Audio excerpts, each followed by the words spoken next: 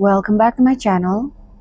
Hari ini kita akan membahas tahap selanjutnya setelah kemarin kita sudah membahas tentang know your enemy, dan hari ini perintah Tuhan yang harus saya sampaikan adalah put the armor of God.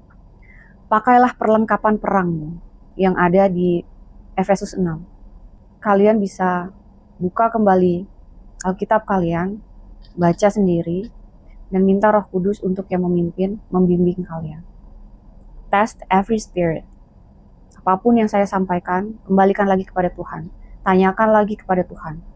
Test every spirit. Seperti yang kemarin sudah saya bahas mengenai know your enemy, siapa musuh kita sebenarnya. Dan di video kali ini memperjelas bahwa musuh kita sesungguhnya bukanlah manusianya. God is good. Tuhan itu betul-betul sangat baik. Bahkan Tuhan sendiri yang memberitahu kepada kita bagaimana cara berperang melawan mereka, roh-roh di udara, bisa melalui yang terlihat dan tidak terlihat. Di Efesus 6 ada 5 perlengkapan, the armor of God. 5 perlengkapan persenjataan yang harus kita pakai. Yang akan saya sampaikan ini sebetulnya adalah pokok, dasar, bagaimana untuk kita bisa melawan mereka. Efesus 6, ayat Alkitab yang harus kita tidak hanya baca, tetapi harus kita pahami dan kita pakai betul-betul. Oke, kita akan breakdown semuanya. Ada 5 hal, saya harus mencatat supaya tidak ada yang ke-skip.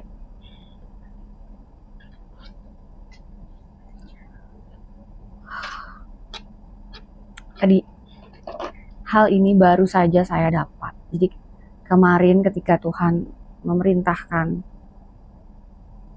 hal ini untuk disampaikan, sampai sebelum saya membuat video ini, saya tidak tahu apa yang mau saya sampaikan.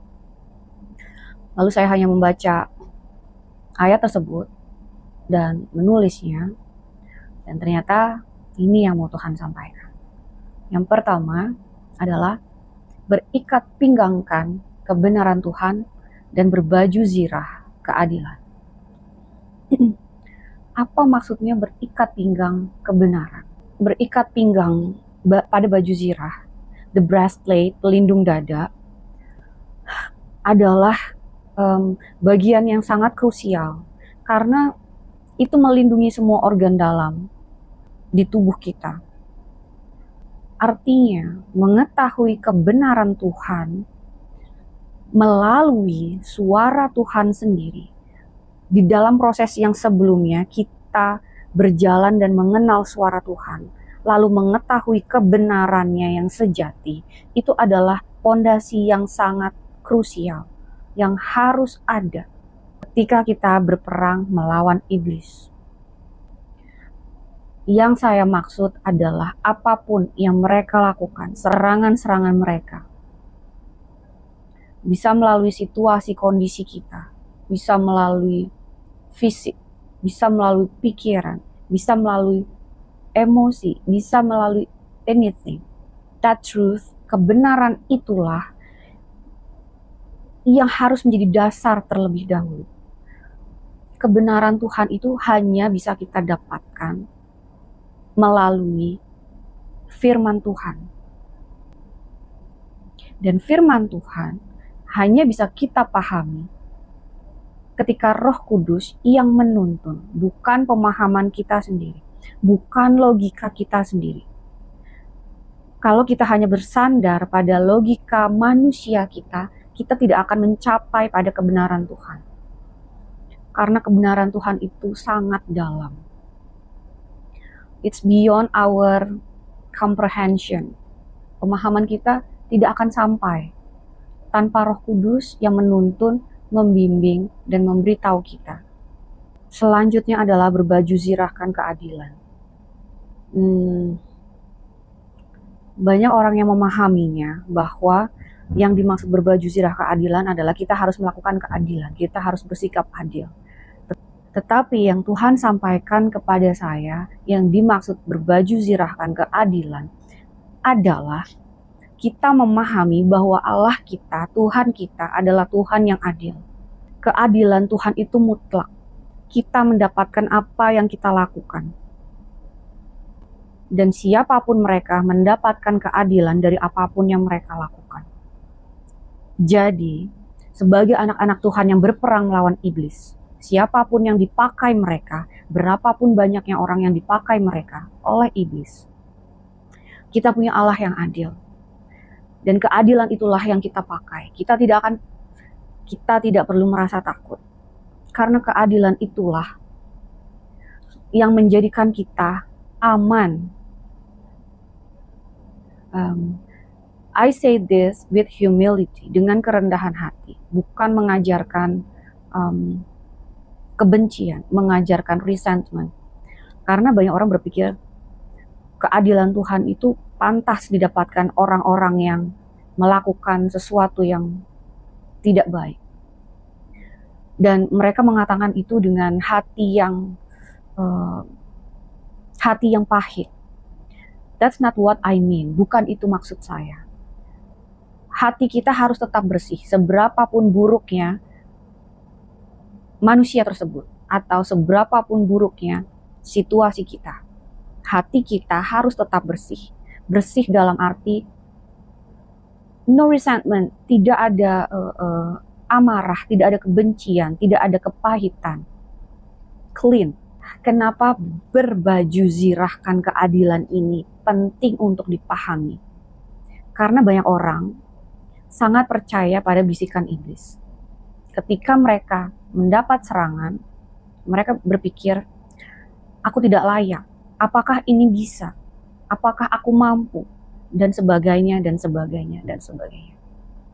Ada sangat banyak contoh yang saya tidak bisa sebutkan satu persatu, karena setiap serangan itu bisa sangat berbeda jenisnya. Tetapi yang saya maksudkan adalah memahami keadilan Tuhan, artinya kita dengan penuh percaya diri dan keberanian bahwa kalau kita patuh kepada Tuhan, kita mendengarkan Tuhan, kita melakukan apapun kehendak Tuhan, berani menyampaikan kebenaran Tuhan, kita akan mendapat apa yang harus kita dapat. Dan siapapun mereka, apapun itu kondisinya, akan dengan mudah berbalik seperti yang seharusnya.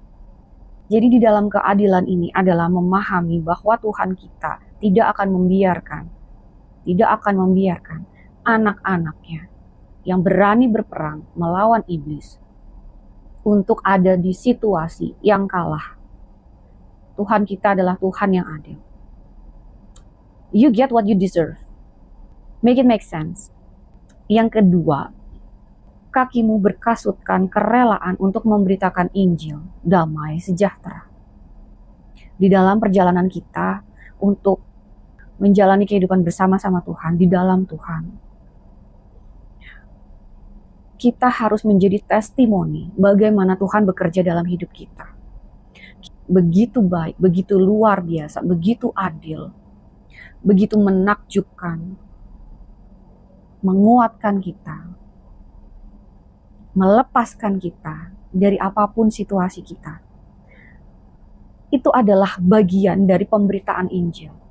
Kenapa disebut berkasutkan kerelaan? It's like kita memakai sepatu untuk berjalan. Dan di dalam perjalanan itu kita tidak bisa diam.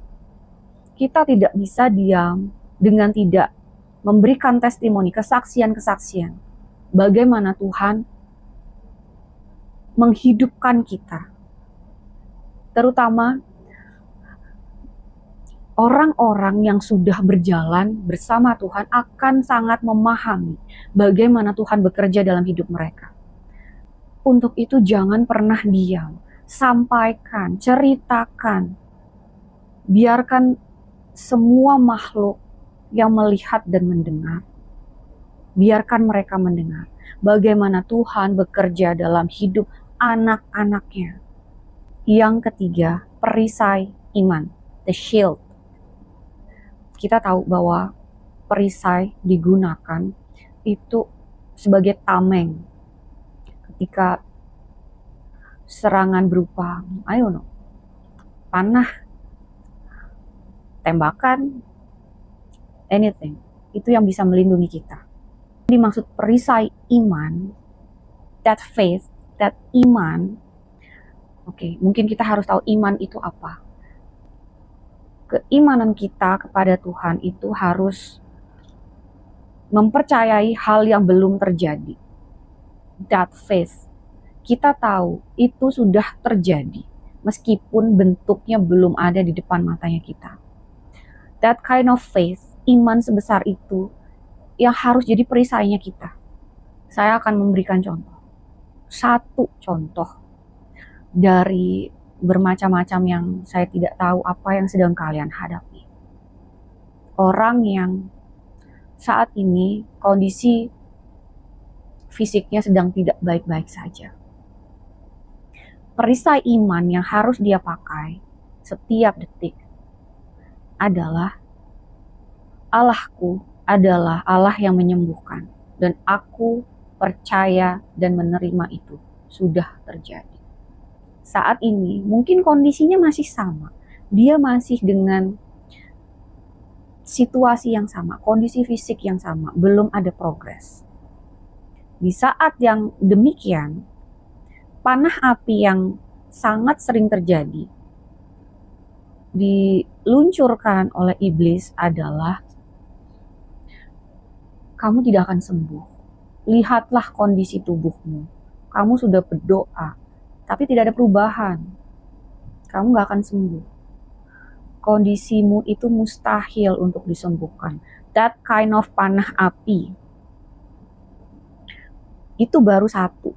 Masih ada banyak lagi.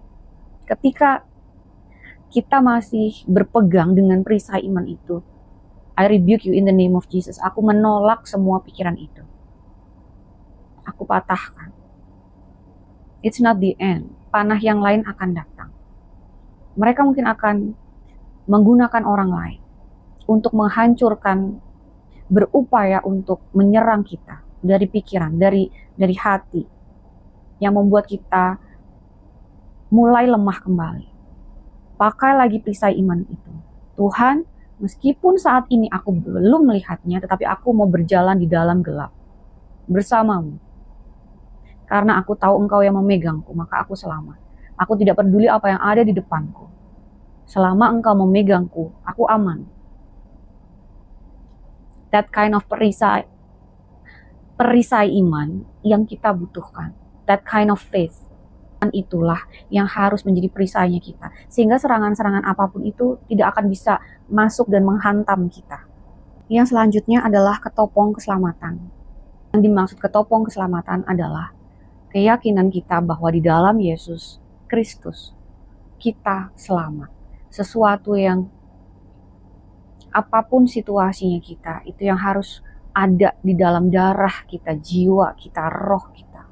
I cannot judge. I don't want to judge. Hanya Tuhan yang bisa menghakimi seseorang dari apapun yang mereka lakukan, yang kita lakukan, bagaimana kita hidup. Tetapi kalau saya boleh menyampaikan kaitannya dengan keselamatan dari Tuhan, don't take it for granted. Jangan semena-mena. Jadilah anak-anak yang takut akan Tuhan. Belenggu itu sudah dipatahkan. Keselamatan ini in the future itu sudah terjadi bagi orang-orang yang percaya. Bagi orang-orang yang tidak percaya, ya tidak apa-apa. Tapi bagi kita yang sudah percaya, keselamatan itu sudah terjadi. Allah kita adalah Allah yang sangat pengasih. Iya, but don't take it for granted. Jangan semena-mena. pedang roh adalah firman Allah. Bahwa segala sesuatu tentang Tuhan itu hidup, termasuk firman Allah. Hidup itu seperti apa? Use your discernment. Jangan pernah pakai logika terbatas manusia kita untuk melihat Tuhan seperti kita yang hanya satu tubuh ini. Mungkin kalau nanti Tuhan izinkan kita akan bahas ini. Yang saya bisa sampaikan adalah semua tentang Tuhan adalah hidup. Kita bisa mempergunakan itu untuk menghancurkan iblis, membatalkan apapun rancangan mereka, mengusir mereka. We can use the word of God. Kita bisa menggunakan firman Tuhan. Ada 2 contoh yang saya bisa sampaikan bagaimana firman Tuhan itu menjadi pedang. Yang pertama, ada di Filipi 2 ayat 9 sampai 11 tentang nama di atas segala nama, yang mana semua harus tunduk, takluk. Apapun yang mengganggu kamu, perintahkan di dalam nama Yesus. Mereka tidak bisa tidak patuh. Ketika saya bilang keluar dari situ, mereka akan keluar. Yang kedua adalah ketika anak saya sedang sakit, obat-obatan saat itu tidak bisa membantunya. Lalu saya bertanya pada Tuhan, Tuhan, apa yang harus saya lakukan supaya kondisi anak saya membaik? What should I do?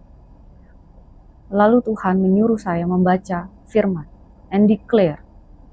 Lalu saat itu Tuhan memberikan saya sebuah ayat, menyuruh saya mengucapkannya, mendeklarasikannya. Lalu saya melakukannya. Dan setelah itu, beberapa jam setelah itu, sakit anak saya hilang. Besoknya dia sudah sehat kembali. Hal inilah yang sangat penting untuk kita semua pakai. Tidak hanya tahu, tetapi memahami dan juga memakainya. Setiap detik dalam hidup kita. Hidup di dalam Tuhan itu tidak bisa 1 ditambah 1 sama dengan 2. Terlalu kompleks. Dan karena kedalaman itulah, kita tidak bisa hanya berpegang pada satu hal yang kita yakini lalu selesai. Selalulah mencari lagi, menanyakan lagi, membaca lagi, mengunyah lagi setiap firman itu. Seperti our daily bread, seperti makanan kita sehari-hari. Setiap perlengkapan perang tadi saling melengkapi satu sama lain untuk menjadikan kita kuat, untuk membantu kita melawan mereka, menghancurkan mereka.